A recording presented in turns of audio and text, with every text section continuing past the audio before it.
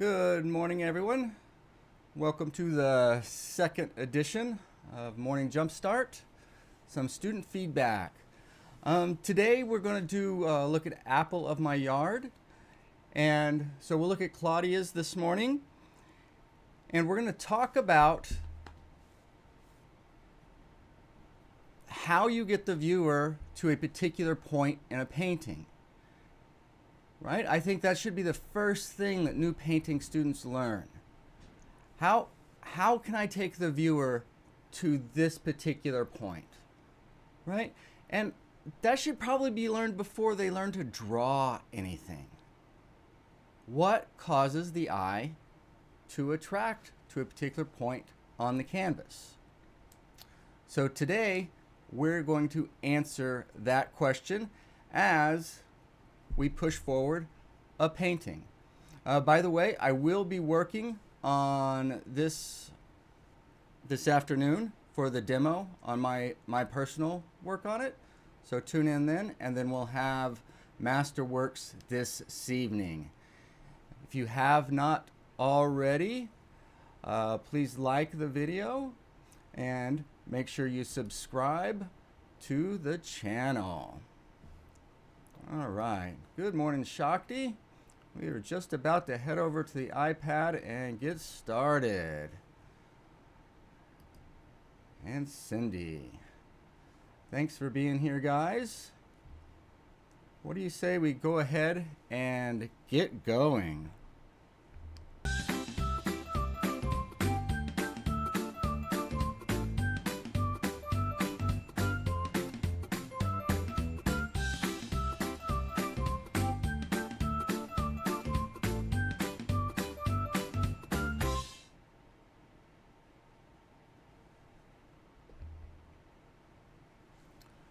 What's next indeed?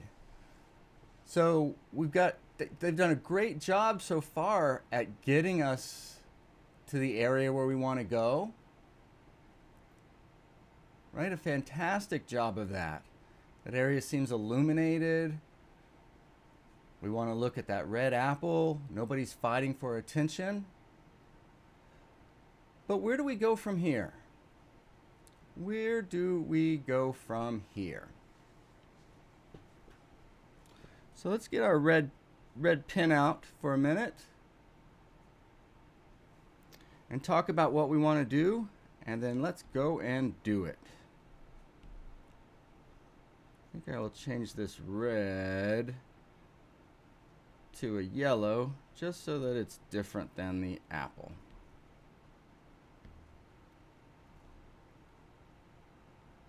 So we've got a really nice sense of illumination even out to here.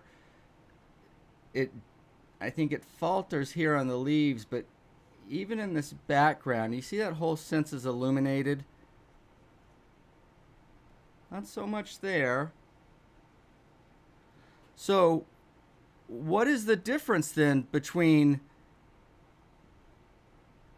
how is that lit and that lit and that not lit? Or how is that lit up, and that lit up, and that not lit up? You know, and we can talk theoretically or this or that, but just look at the paint. What's the difference in the paint in those areas? Right? Because the paint's what you're going to be working in. So how can we control the paint to make it seem illuminated, lit, or for it not to be lit or illuminated? That seems like a big question, doesn't it? So part of the answer is in temperature, and temperature can be tricky, but warm is going to be shadow, cool is going to be light, and anything that's really lit up is going to have some amount of white in it. So the reverse then, what would be true for the reverse? If it to be lit up, it needs some amount of white. Well then, for it not to be lit up, what if we didn't put any white in that? And that is a great place to start. And then just remember, we have to bridge, and there's always a bit of an exception here or there. All right, so think of it as a strong general guideline, but no, there are kind of exceptions. For instance, blue. Almost the only way to lighten up blue is with white. Now you're going to have to add some other colors, and you don't want to do just white, but that would be the exception where you'd have to play around. All right, sounds like I'm getting a little wordy today. So let's just decide what we're going to do and get to work. So we need to do something here. And by the way, in the defense,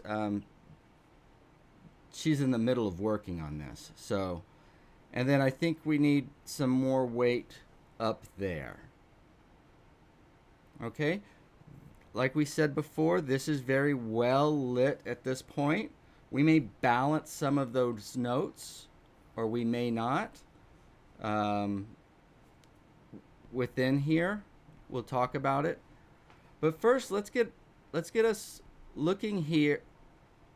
Let's go back here. Let's get them a little more weight here. We'll have them skip over this one. That doesn't bother me, but I think we need a little more there and a little more there, and then make sure this is connected. And then I'm not sure we're going to be able to get away with not having at least a little something up there. You know, without that up there, you just have a really hard line, and then what's going on here? Okay, so it's a little bit empty there. So we're going to find a leaf sticking up there somewhere, I think. Okay, and we will talk about what makes something look lit versus shadow. It's a little bit different digitally than it would be if we were working on the palette, but experiment with that idea. Paint with white paint versus paint without white paint. And see how that changes things and changes the look of your painting.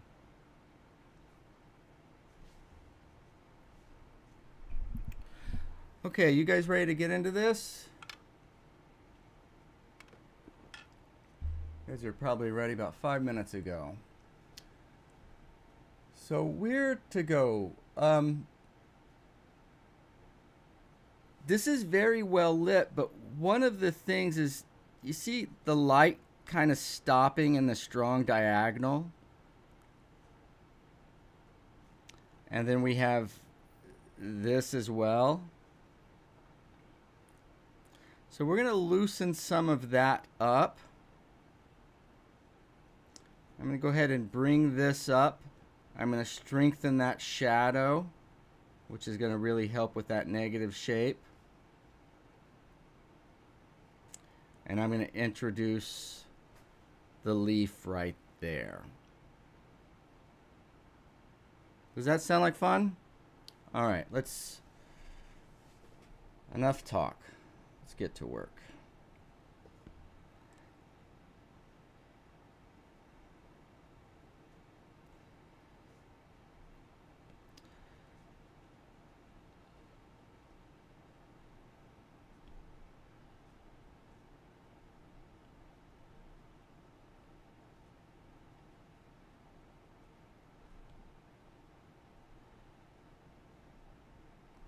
These leaves are cool, but we don't want them getting too cool, too blue.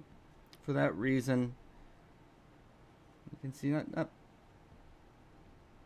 So we can still get the value up there, but we want to watch that color. I want to watch that color.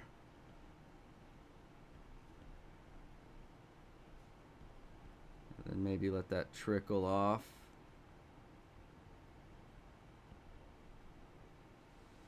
Okay, so now that we got something over there on that far end, yeah, it sticks out like a sore thumb right now. Patience, patience, patience. So if that's our red shadow, and if we came over to green, our green shadow,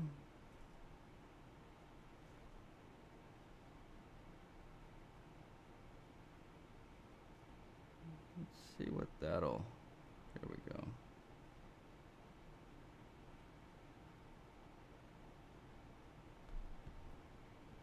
Okay, then I want to touch that. Is that?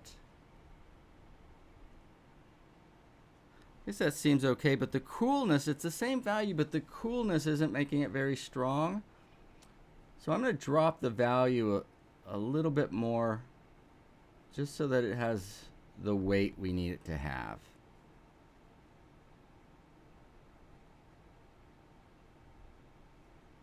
Right? And the weight I need it to have is something that's going to frame that light behind it.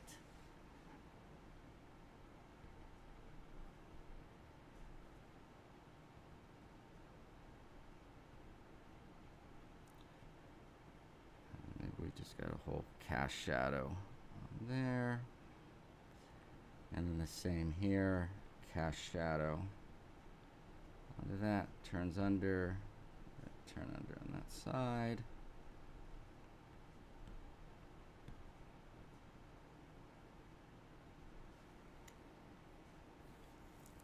Okay, do you see how that dark through that negative shape kind of excited that shape a little bit? It got more going on, kind of got our attention. She said, "What about who?" Oh. Huh, that was interesting. Did you guys see that? Do that again. So look at the negative shape.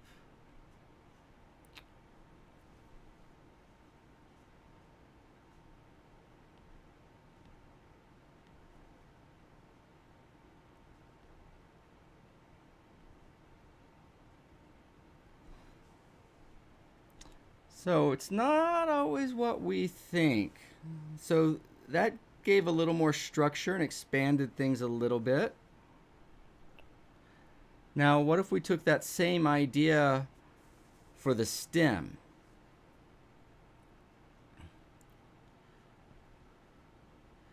And that stem, I'm going to put as a warm.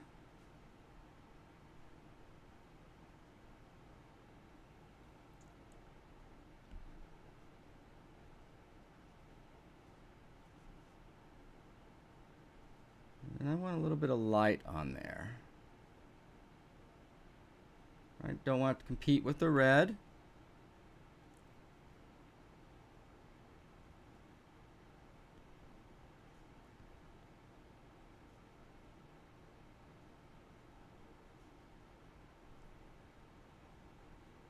And maybe it shows up underneath here. And then see that blue light on that background is also cool. So that yellow can catch a little better over here. And make sure that's not all the same.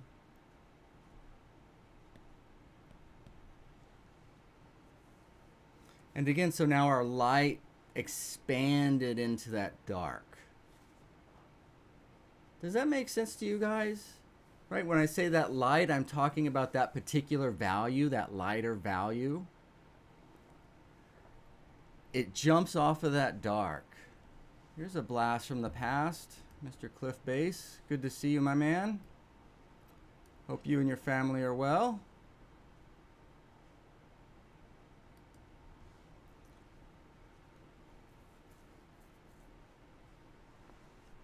And the same is true if our background is dark up here and we want a shadow of that broken branch.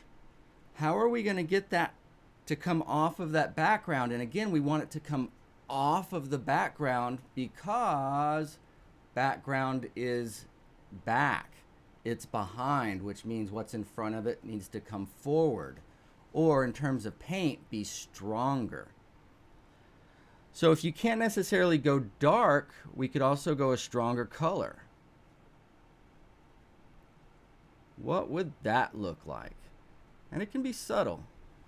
It can be subtle. Cliff's painted it. Good for you, my man. I'm going crazy live here. I'll be painting live at 1:30 today if you want to come back and check it out. Going live 3 times a day, every day in December, every weekday in December. Trying to get my camera, video, software, hosting skills up to par. So you have to stop in and check on me. Did that work? Kinda not. Also, part of what's going on is our glare over here. Let's get rid of that glare. Let's say this whole thing is somewhere like, nope, that went too light.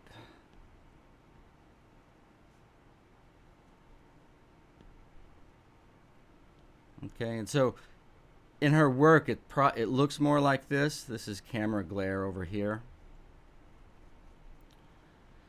Our friend Cliff here is, I don't even know what the word would be for a photographer, but we have major problems getting good photos of our paintings because of the glare and things like that. Maybe I can talk Cliff into doing a little tutorial for us. For us measly painters, don't know how to wield a camera. Okay, so that helped a lot getting us in there, and then expanding that light over to the leaf and up. Okay, so before, right, we're on that apple really good. It's lit up around it. And the principle there is if whatever's lit up, if something's lit up, then what it's sitting on top of, like that table, needs to be lit up. Cliff, we'll have to see if he's still here, but I think you got an invitation, my man. We'll have to talk to see if that's something you'd be interested in. But our problem is we don't have the we don't have the equipment. We're equipment poor. That hurts too with the with taking the photos. So where shall we go from here? Where shall we go from here? Well, yeah, we need to develop that leaf. But again, I ask, what is this really all about? Well, it's all about that apple. Okay, well, let's go there and see if we can't buy this gal some jewelry. Right? Some jewelry, some clothes. And all I mean by that is just take it up one more notch. Okay, so look, man, free lesson for the day. Free lesson, and let's not skip over that. Cliff says, yeah, guys, it takes a lot of light. When I started my videoing, I was really, really wanting to do it with just that natural light from the north side. And it wouldn't work. It wouldn't work. So one of the things, in order to do the videos and the stuff, the demos in the studio, I had to buy a bunch of lights, like video lights. Because if not, well, for you guys, you don't need video, but in order for the camera to pick up all that subtlety, it just needs to be flooded with light. And then we get the problem of glare, right? So, Cliff, can we eke one more tip out of you? What's your tip if we got a lot of light? Then what would we do about the glare, my friend? Look, we're getting a free education today. I love this. I love this. All right, in the meantime, let's go back to our apple and how are we going to spice this lady up? How are we going to spice this up? Well, let's see what red we have here. And one way I can do that is it's got to have a certain amount of white, that's true. But then we also need a certain amount of chroma there. Okay, here's another one. Bang. So you just can't have a strong light or a strong window light shining in on it. The light's got to be diffused. And what does that mean? Well, um, think of it running through like a white sheer sheet or something like that. And there's all kinds of equipment you can get to diffuse the light. So strong diffused light. Look at that. I wonder. So I'm going to challenge you guys because we are working from photographs. Let's see if we can't take our photographing our painting game up this month, huh? I think we can do that. I'll do that too. I'm going live 3 to 4 times a day. You guys are staying home too, so that's the challenge to you. Up that painting photography game. All right. So, Cliff, you'll have to throw in your website and everything and what's going on there, giving us this free information. And everybody can check out your work. Yeah, I can't show it. Spectacular, spectacular artist, Cliff. I went to, did we go to school together? I think we went to high school together, but we were in Boy Scouts, played soccer teams. We were good. Yeah, you were at South Davis Elementary. Oops, don't want to merge down. So what did that do? Now I got more color, but what happened to the light? Yeah, the light went away. And that's what I mean about there's got to be a certain amount of white in there for it to be lit up. So then, again, the little components of painting are easy. It's how much. Those are the more difficult questions in art. So I'm going to come back here, and what I did is I added a little more light, and I'm going to see if I can keep a little bit of that red. I'm not trying to cover all that red up there, but maybe not so much walking around. And then maybe I got a little excited back there with all that red. Okay, now let's check it out. Okay, that's looking a little better. To me, the shadow's feeling a little flat, right? And how can you spruce a shadow up? Well, shadows can have color as well, right? So if you had CAD red on your palette, for instance, how might you get more color? Get a little more color in your shadow. Okay, so I could even go darker and more colorful. And unless you kind of get fascinated with the question, if you're just concerned with finishing your painting, this is painful. Because it's kind of slow at first. You're getting in there and you're just exploring red and you're going down, and it's been an hour and a half and you've just messed with red in this little bitty. Exactly.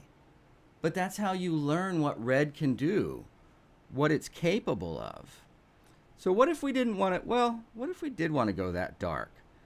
One of the things I want to show you is how can we go dark and still seem lit? Right? Because that light is the key. That sense of light. And I'm going to take this out right now, and we're going to come back here for just a second. Bang. Right? That really holds you. But again, it kind of stole the sense of light. Huh, that's interesting. So when is the light disappearing? When is the light disappearing as we work on this? Hello, Miss Karen. Right on. We got California, we got Texas, we got Canada represented here. I love it. I love it. Well, the light seems to disappear when the clarity comes back. Wait, what? But I thought when something's lit up, everything's super clear. We're talking in terms of paint. What does it take to make paint seem like it's lit? Well, part of it is there's a certain level of obscurity. Right? A certain level of obscurity. For instance, what if we took a background, say cool, maybe a little bit of strong. How about that? Now, is that darker than my light? Well, yes, Jason, it is. Is it lighter than my shadow? Well, I think that's a check too. So you know what? Then that means it will fit right between those and make a good transition.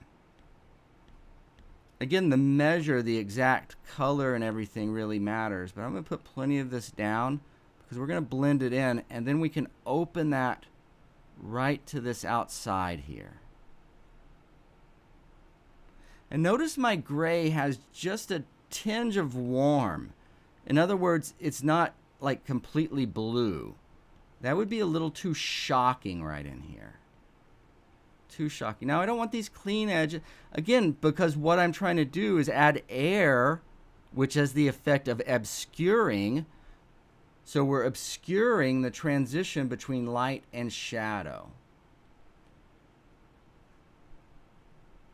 Right, then if I turn my opaqueness down and put just a touch of that back here, because again, that shoulder is back there, so it's going to be a little more obscure. We'll take our blending tool,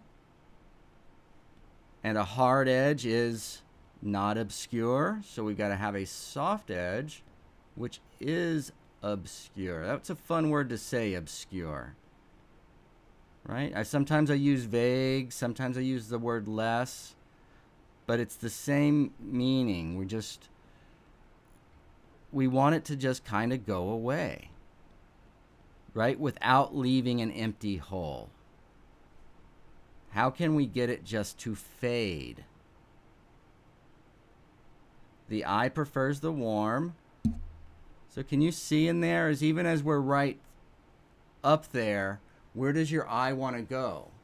Well, it wants to go to the red above the gray, and it wants to go to the red below the gray, and then of course it wants to go to the white, the lighter on the table. If we take that light out though, right, where does your eye prefer to go? Again, so it's not rocket science. It seems like it's rocket science at first. It's not rocket science. It's very, very simple. It's just more of learning, okay, one, what are the patterns and the form, not necessarily formulas, but the directions I need to go to make things happen, right? So in order to make that section of this red apple vague, where do I need to go? Well, I need to go gray. I need to go to a value in between my light and in between my dark, and I need to have soft edges. Okay, well, that gives us a lot of opportunities there, because what's really going to affect the color of this apple more than the red, I mean, the red, there's only so much you can do with the red. But that air, what's around the apple, that is what's going to affect how this red looks. Jason, what are you doing? Did you take too much allergy medicine this morning? No, let me prove my point. So here we're in the gray. It's over here in the reds. What happens if we take it over to purple? How is that going to affect the look of this apple?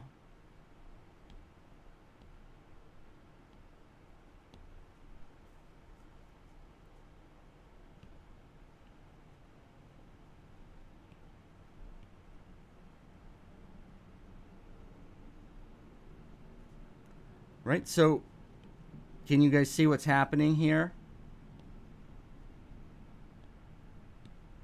That purple is just too cold. It's too far divorced. And the untrained eye sometimes goes, yeah, but I like that color. Well, this painting isn't about you liking the background color. It's about that apple, right, shining. And that apple does not look better now. It looks worse.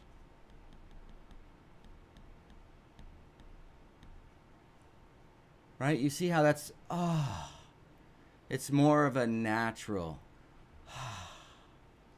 And it takes a little time to find that.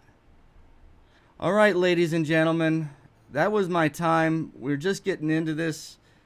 That's good. Let me say one more thing before we go. Now that would go for the air in the background. In this scenario, being, the air in the background being just a little too red. Too red. So if I take a little bit of this redness out, that's going to look a little better. Right? Yes, and please make sure we're trying to get to 1,000 subscribers. So if you have not, please like and subscribe to the channel. Hit the thumbs up. Tell your friends, your family. Everybody's doing it. Everybody's doing it. Okay, so one last comment here because I just can't help myself. That highlight. Now this highlight's fantastic as a shape. I love it. It's got a hard edge. It's got a soft edge. But as we go back to finish this, let's give a little bit more. Let's walk out of that highlight. And again, since we're on top of that red, what if next to that highlight, there was a little bit of gray coolness as we stepped. Oops, my opaqueness is too low. All right, you see how we could step? Hopefully you guys can see that. Just that little bit there. And then maybe add another value down here. You have just a touch. Oops, you see that's too dark? Can you see that's too dark? Again, you're not going to have a lot of this. You're not going to have a lot of this, and you got to watch the value, but just a touch of that complement in there around this. Up here, it kind of looks, what are you doing? But once we zoom out, it'll give a little bit of a sparkle. Again, that looks like that may be a tad too dark to me, right? So you got to watch the grayness and everything because the red apple cannot go blue, right? We don't want to kill the redness, but what will happen with a little bit of the complement, it'll activate that color. All right, everybody. So I'm going to be working on, let's go back and see a before and after before we lose. What did I do? I'm hitting all kinds of buttons here. Here we go. So there's before, and what we talked about was expanding that light so it wasn't just locked up there, and then we got rid of that glare, and then we talked about dressing up our apple a little bit, right? Putting on stage makeup, that would be one way of thinking about what we're doing to the apple, right? It's going to be on stage, right? That light hitting it. And we can talk about reflected light if that shadow's a little too dark. If the shadow is too dark with too hard of edges with no reflected light, it will steal the sense of light from the scene. Okay? But again, we've got to take this in steps. So if you're new, I would rather have it very dark, even black shadows that are connected, so we could talk about the shape and structure of those shadows. Okay? That's going to be that's more important when you start out than that sense of light. After you have good structural shadows, then we can talk about, okay, how can we adjust that so that we have a stronger sense of light. All right, ladies and gentlemen, I don't want to stop. I'm just now getting started and we're having fun, but our time is up. Join me at 1:30 today, back here. We'll have the 4 cameras set up going, a palette camera, a painting camera, 2 wide cameras, and we'll be painting. And till then, I'll say, what do you mean green when you say gray for the help on the apple? Highlight. Green. Well, it's not going to be a lime green. It's going to be a flavor. It's going to look green. It might even be red, but if it's neutral enough and cool enough, it'll have a green look. And just a dot of green within that red is going to kind of spark your eye to see that red is more intense. Okay? Wait on that. Don't get, if that doesn't make sense to you, wait on that, because that can get you in a lot of trouble. Start with your big flat thing. Like I said, even on the shadows, the big structure is important first. Then, like, Claudia knows how to get the structure and all that, but now how do we get that sense of light on top of that structure? Okay, and that's edges and measures. Has a lot to do with measure and temperature. So tune in 1:30, and I will try to show you that on my painting today. All right, thank you, everybody.